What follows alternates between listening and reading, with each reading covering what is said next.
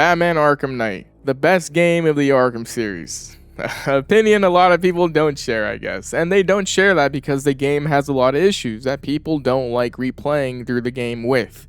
And video games in general do have issues, yes, but Arkham Knight has glaring issues for a lot of people that don't live up to the previous entries in terms of perhaps story and gameplay, among other things as well. You most likely have heard about some of the issues I'm going to talk about in this video, but I'm going to discuss ways to perhaps fix these issues to make them not only more enjoyable, but also more cohesive for the game. Because who knows, maybe a game developer seeing this video maybe can take notes for their next game. I don't know, that's just me hoping, I guess. But over the years, specifically in the shower, I've had thoughts on how to fix the issues on one of my favorite games of all time, and now it's time to make a video on it to gather my thoughts and see if people think they are stupid or brilliant or something in the middle. Let's move on.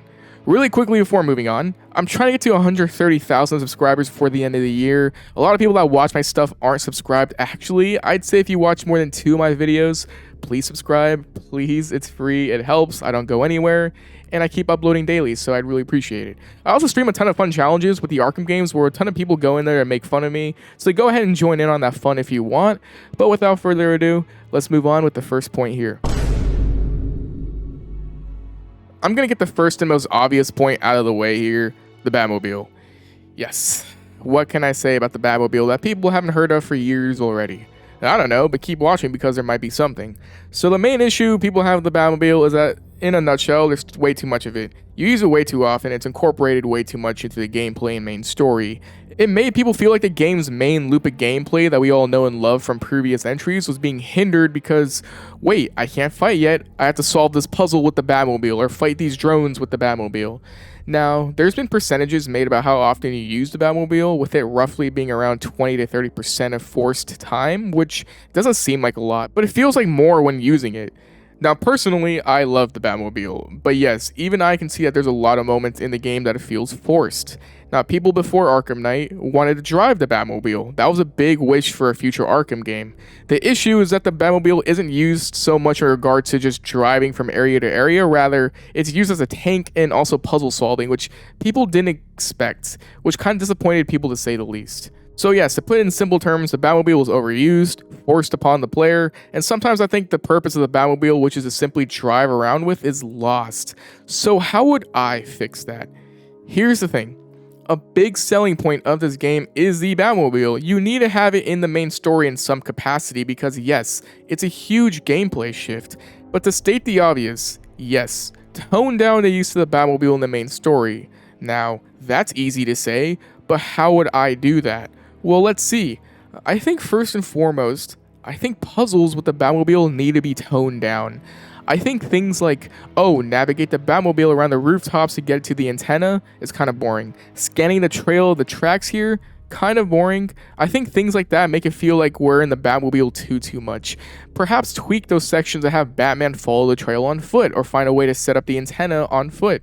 That way, we play as more Batman and not have to feel the need to be in a car for sections like this. I think saving puzzles with the car for optional missions is perfectly fine. Like for Riddler trophies and stuff, that's okay. But I think in the main story, it will turn people off and give off the impression that we need to use a car more often. Now, in regards to the tank fights, there's a lot of tank fights in the main story. I don't know what the exact number is. I'm gonna guess like roughly 20 instances of fighting drones, Cobra tanks, etc. in the main story of the Batmobile. That number can be completely off. I don't know, it's just a guess. I think toning down those fights to even just half, like having that would make the Batmobile feel less incorporated. And I know, all those tank fights prepare you for the finale of the game where you fight like 60 of those things. But the finale can tone down the number of tanks in this theoretical situation where the car is used less in the main story. I think having the main story get rid of puzzles with the car and having less tank fights, perhaps like in half, would make the car feel way less of a chore. I think the biggest issue when it comes to it with the Batmobile boils down to it feeling mandatory and not a choice for the player.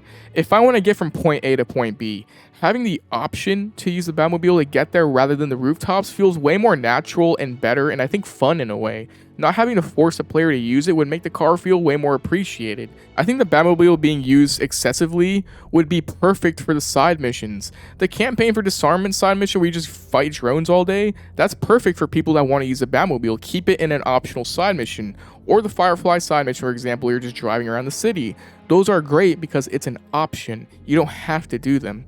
You have the choice to. Forcing these things in the main story is something people probably don't want to deal with all the time, you know? I think the biggest takeaway on how to fix the issue of the Batmobile isn't the tank fights, isn't the puzzle solving, it's the freedom of choice with it.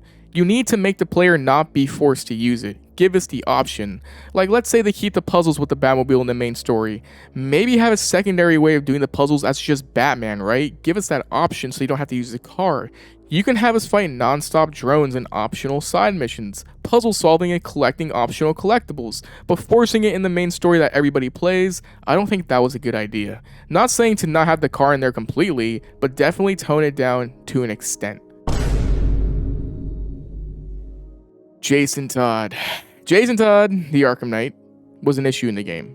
I don't think it's necessarily the idea of Jason Todd being the Arkham Knight that was the issue, rather the execution of it all was pretty bad to me. So the main villains of the game were the Arkham Knight and Scarecrow. Probably more so Scarecrow than the Arkham Knight, but yeah, anyways, spoilers, the Arkham Knight is Jason Todd. Now the issue with the reveal here revolves around a few things. For one, Rocksteady said that the Arkham Knight was a completely original character, so people took that as a lie because the Arkham Knight is Jason Todd, who is not an original character. Jason Todd is a very well-known Batman character. Now you could explain that as the Arkham Knight concept itself is new, but yeah, it's still kind of misleading. And on top of that, it's very obvious who the Arkham Knight was in the main story, especially after seeing the Jason Todd torture scenes. Like, okay, it's Jason. It was all but certain who the person was behind the mask. And because of those issues, the game made us feel kind of stupid, you know? Like, they treated us as such for this reveal, which, okay, it's not a good look. Now, how do you fix this?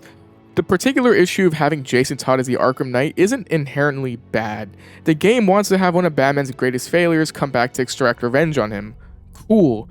But with pretty much zero references to Jason Todd or any bit of storytelling about him in the previous entries, it's hard to get an emotional grip with the character, especially if you reveal him towards the end of the game.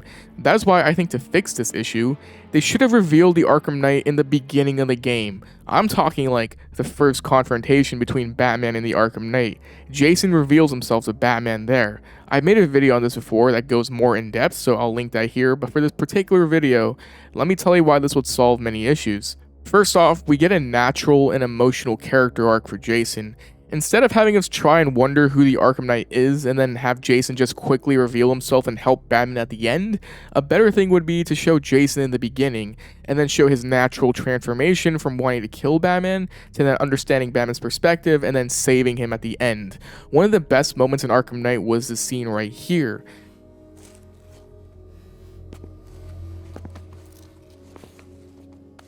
You did this to me.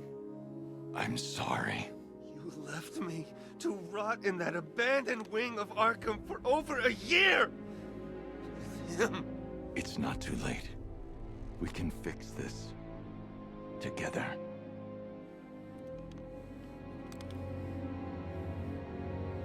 Getting to see an emotional side of Jason and Batman apologizing, this leads to not much. At the end of the game, Jason just comes in to save Batman, but this is like the only scene here we get of him helping. Literally nothing right after. They don't even talk or anything. It's just kind of strange. I feel like if we let the story arc of Jason develop in the beginning, seeing him wanting to kill Batman, having more flashback scenes like the ones at Panessa Studios to help us sympathize with him, and then seeing a more conclusive ending with him and Batman for the finale would have had people like the Arkham Knight way more as a character. He could still be the Arkham Knight. He could still wear that costume for the story because it's such a badass costume, honestly. Just have him out himself to Batman in the beginning of the game to help the story be conveyed better. On the surface level, people say that the Arkham Knight was a bad villain because it was really obvious who it was, but the actual issue is that the execution itself was bad, not the villain. Execution is something that can be fixed, theoretically. In this case, it's not making the Arkham Knight a secret reveal. On top of all that, it gives the story a more emotional storyline and character arc. character arcs don't really happen too much in the Rocksteady Arkham games. It would have been nice to have a fleshed out one here for Jason Todd. So that is what I would change with the Arkham Knight and Jason Todd in particular. Red Dead Redemption 2. The side missions in Batman Arkham Knight. Now, this might be a more controversial opinion, one that not too many would agree with, but a lot of the side missions in Arkham Knight are repetitive and lack variety. They all, for the most part, have you doing the same things over and over. Man-Bat, you find him on islands and then trigger an unplayable cutscene with him. Two-Face, you stop bank robberies 3 times. Penguin, you dual play combat sections like 4 times. A lot of the time, the side missions feel like they're doing some filler stuff in the side mission. Now, I think for missions like the campaign for disarmament or the militia roads where they're just militia all over and the side mission has you taking each base out is perfectly fine. I think that should be a repetitive side mission because that's the point of it. But for more story-based side missions against iconic villains like Penguin, Two-Face, Hush, I think the side missions should feel more dynamic, have more variety, and give some of these villains proper send-offs considering that this was the last Arkham game at the time for Rocksteady. In general, side missions in this game, not including Season of Infamy, felt repetitive, lacked I think proper send-offs for some of these villains, and overall felt copy and pasted to an extent. So how would I fix that? Well, the game already kind of fixes that with the Season of Infamy DLCs. Why do you think the Season of Infamy DLCs are all some of the best missions in the entire series? Well, I will answer that. Because of the variety in storytelling. Shadow War, you investigate the death of 2 assassins, follow a trail to the hospital, do some navigating and puzzle solving, find Ra's al Ghul's army down there, then you have to track down the Lazarus Pit and counter Nissa, go back to Ra's and make a decision which leads to an ambiguous ending, or a more conclusive one that I think gives a good send-off for Ra's. So much variety and dynamic storytelling. In from the Cold, big Predator section, encounter Mr. Freeze, go and track down Nora, then go and do a Batmobile ice track, and fight off a bunch of drones, and see one of the best written characters in the Arkham games get a proper ending with his wife. The storytelling in these missions along with the variety felt almost like a main story kind of thing, right? Compare these missions to Two-Face, for example, where Two-Face simply robs banks, and then you fight him in some mediocre boss battle, and then take him to GCPD. It's just not the same because the side mission is repetitive, and there's no real interesting story beats here for the character of Two-Face. So yes, now that I explained how Season of Infamy fixes, and in a perfect world, having every side mission follow the formula of that DLC would be perfect. Just perfect. I understand that many people like the bank robbery stuff with Two-Face or the dual play combat sections in the Penguin side mission with Nightwing, but I think overall, it's beneficial and more memorable for them to have a more engaging narrative and variety in the mission. For example, this is just off the top of my head, the Penguin mission can start with a dual play combat section with Nightwing, but what if we got to play as Nightwing in one of the missions, perhaps navigating, doing some puzzle solving, a Predator section, and then we see how he got caught by Penguin, leading us back to Batman to see the scene where he gets captured. And for Penguin, maybe giving him some sort of story for a better send-off could be good. It doesn't have to be big. Maybe Batman and Oswald talk about how the city has changed over the years and that they will always be fighting each other and nothing can stop that. But maybe they show respect to each other. I don't know, I'm just spitballing. Just something to feel like this will likely be the last game with the Penguin and Batman, so we'll give them a proper send-off kind of thing. Now, not all side missions need to have this kind of formula. Like I said, I think all the militia ones are fine the way they are. Having them all over the city, setting up shop, and you having to take them out is a good thing to have us goof off and fight these guys, right? I think even like the Professor Pig side mission is fantastic the way it is. It's a nice detective mission, but the repetitive ones need to be fixed. Specifically Penguin, Two-Face, Man-Bats for sure, Hush for sure, maybe Firefly too, right? Some of these more iconic villains just feel shafted. If these villains got side missions the way Season of Infamy did theirs, imagine how amazing and memorable these missions would have been, man. So yes, fixing these side missions to not be repetitive, using the mentioned changes, I think would go a long way. Because imagine if these characters got missions like the Season of Infamy, man, my god. In a perfect world, it would be perfect. But let's move on to the next issue. This one's a little bit out there, but it's something I find people are split up on. The map of Gotham City. Now, Gotham City in this game, the 3 islands we visit, is a little different than what people perceived initially. If you look at the landscape of Gotham in the previous entries, there are like sprawling skyscrapers, and it really feels reminiscent of the animated series Gotham. I think it's really cool personally. I actually would have preferred this Gotham, I think. That being said, the Gotham we got in Arkham Knight is obviously different. The buildings and landmarks here aren't like what we thought of. Bleak Island is kind of like the Arkham City size of buildings. Founders Island is a new city being built on top of an old one, and Miyagani Island is really the one that feels the most like Gotham, which is just giant buildings and such. Now, is this an issue per se? I don't know. I wouldn't say so exactly, because from a gameplay perspective, it makes sense having 3 distinct islands for the player to explore. Yeah, it makes perfect sense. And personally, I still love the Gotham City here, despite preferring the one we saw in City, Asylum, Origins. But how do we fix this? To fix this, I'm going to pretend that we're in a perfect world where game developers had all the time in the world to fix my issues, okay? Keep that in mind. I think to fix this, I would simply make certain sections of the city bigger, notably Miyagani Island. I think if Miyagani Island or just having another island where there are just these giant sprawling skyscrapers everywhere and make it feel more like a classic Gotham. Or yes, just have an island where we see these buildings from Arkham City, and behind those buildings are Miyagani, bleak founders. For as detailed and lavish the Gotham City is in Arkham Knight, it can be argued that's a bit small, I guess. I think having these 3 islands behind sprawling skyscrapers that we see in the other Arkham games would make up for it. It can be its own distinct area too in some shape or form. I've seen people say that they don't like the Gotham in Arkham Knight, and I've also heard people say they prefer the Gotham in Arkham Knight. I think doing what I said will help to appeal to both sides, and it can really work out. Not much else to say on that. You let me know what you think. And for the final issue with the game, the DLC side stories, particularly the ones that involve all the characters and their missions, Nightwing, Robin, Catwoman, Red Hood, even Batgirl to an extent. So these DLC side stories are all very lackluster. Okay, they just are, except for Matter of Family, but let's just take GCPD Lockdown, for example, the one with Nightwing. Now, as a story, it doesn't really add anything at all. As a DLC, it's pretty dumb and not as good and reuses stuff from the main game, and it's pretty quick. A lot of people don't like these side stories because they're all, for the most part, short and add no purpose. With Nightwing's DLC, it would have been really cool to see how he's affected by Batman's death, or see the story progress in any way post Arkham Knight, but we don't get that. Nightwing makes a few almost irrelevant remarks about Batman and just takes down Penguin, and that's it. We don't get any kind of character arc or story for him here. And those points can be applied to other DLCs. Take Flip of a Coin, for example. Robin stops Two-Face. And we get a bit about how people are telling Robin he's no Batman and how he's annoyed by it, but that's never expanded upon. You just stop Two-Face. After the ending of Arkham Knight, we as the audience want to know what happened. What happened to Batman? How does his family deal with it? What's the state of Gotham after Batman's quote-unquote dead? These DLCs don't really give us concrete answers and feels very lackluster because of so. And the DLCs are really short. GCPD Lockdown is like a 20-minute DLC if you know what you're doing. Same can be said for the other ones. Maybe longer, but you know, they're really short for the most part. I'd say the ones that are lackluster are GCPD Lockdown, Flip of a Coin, Red Hood Story Pack, and Catwoman's Revenge. Harley Quinn Story Pack is kind of whatever, and Matter of Family is actually pretty good, but what I say for the other DLCs can apply to Matter of Family too to an extent. So how do we fix this?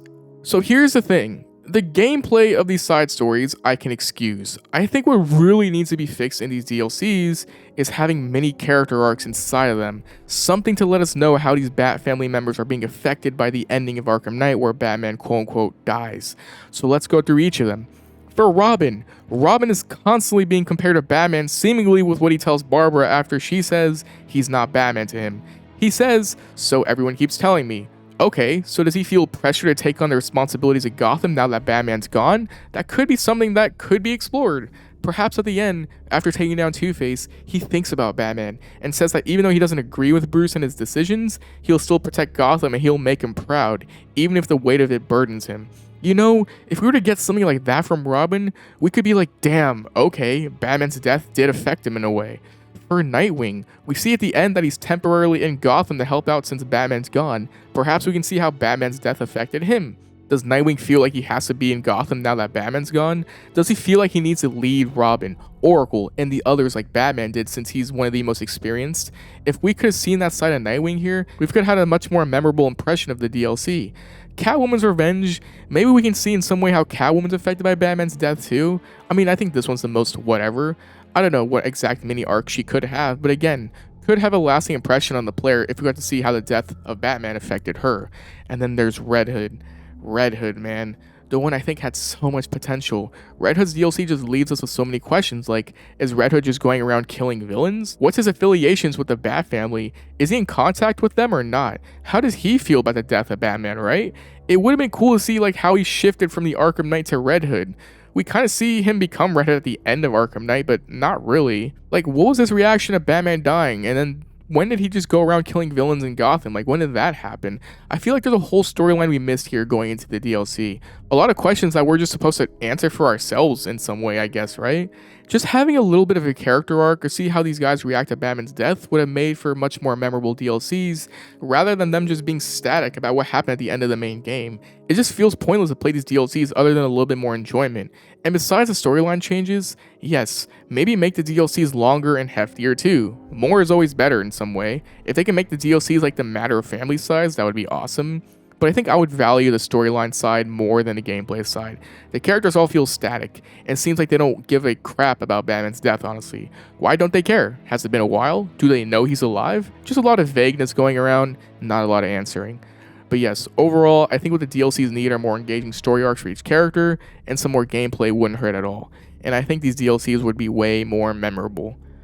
But yes, those are the things I feel should be changed in Arkham Knight in order to fix the issues. It's all subjective. I think these things would enhance the experience personally, and this is all just in a perfect world, right? I understand that game development takes a long time and stuff. I'm just saying, in a perfect world, this would all be amazing. But what do you think about my ideas? Do they work or not? Let me know. Let me know your ideas. Please subscribe, like I said. Please leave a like to help me keep going. But other than that, I hope you enjoyed the video, and I will see you on the next video. Stay safe and peace.